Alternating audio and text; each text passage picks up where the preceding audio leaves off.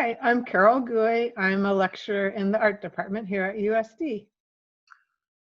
You are one of the most experienced faculty and program leader. You have been to Paris in France, Italy, New York in the United States. You traveled to China, Ireland, Wales, and then London in England. Is that right?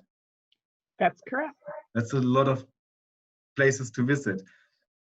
Why are you choosing these places to go? Like, why are you choosing these destinations? My main focus is on what the students can learn and see there, what key monuments of art and culture are available in each location, how easy they are to access, and also the safety of the locations. That's right. Safety is top priority. So what makes your FLP destinations interesting for your topic? Let's choose Italy. What is Well, great to travel to Italy for your students?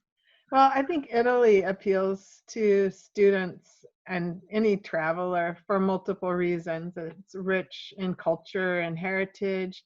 The art is unparalleled because it was where the Renaissance started, and um, the foundations of what we see as art today all started there.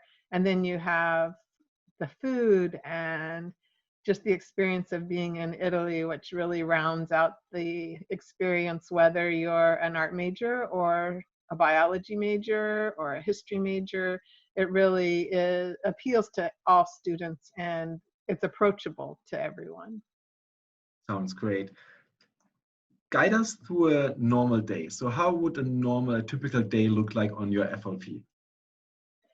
Well, it's always focused, usually thematically, as we progress through the history of art. So we get up early because you're spending money, and I want you to have a day that's full of great experiences. Get up, have breakfast, and then it's on to whatever the first site might be. So let's say we're in Rome.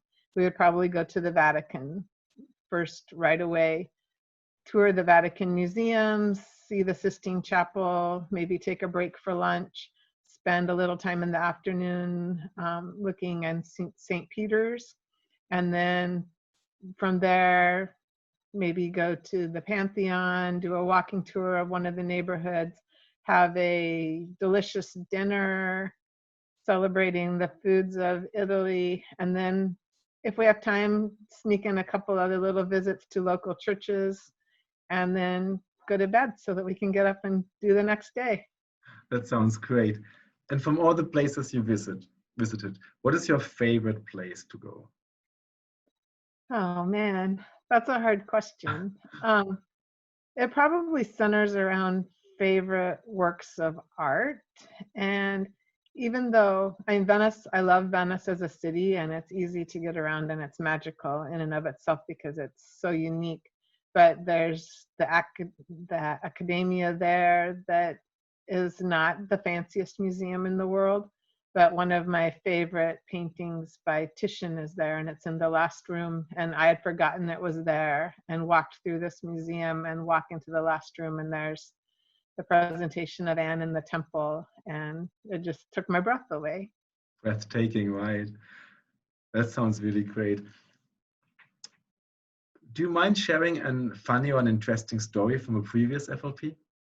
Well, when I took students to China, the first morning we're getting ready to go, we get to Sioux Falls, driving from Vermillion. It was so foggy, you could not see.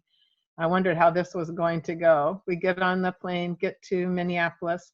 Our flight is delayed, and so we get into Minneapolis late, and they've already booked us on a different flight. And originally we were to go from Minneapolis to Japan to Beijing, but they've booked us through Amsterdam to Beijing with a fairly long layover in Amsterdam, and the students weren't happy.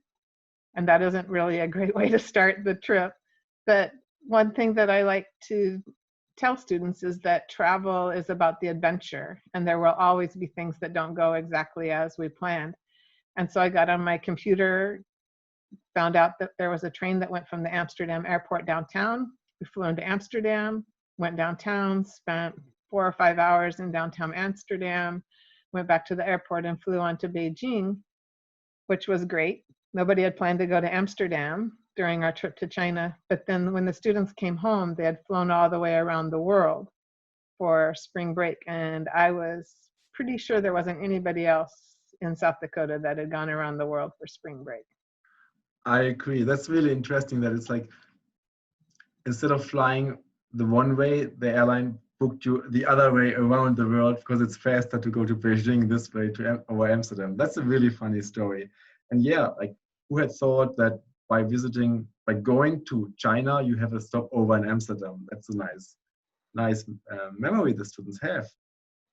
What's your advice for students who think about going on a faculty program or studying abroad or even participating in national student exchange? I would encourage all students to take advantage of these opportunities while you have a chance. Once you get out of school and you get a job and maybe you start a family or you're on your career trajectory, you don't have the luxury of the time to take the opportunity. And even though now it might be a financial stretch or just a personal stretch, you're not so comfortable, there is no time like the present to take advantage of these opportunities and to really grab onto them and see what the world holds for you. You'll never be the same. I couldn't agree more. Thank you so much for your time. You're welcome. Thank you.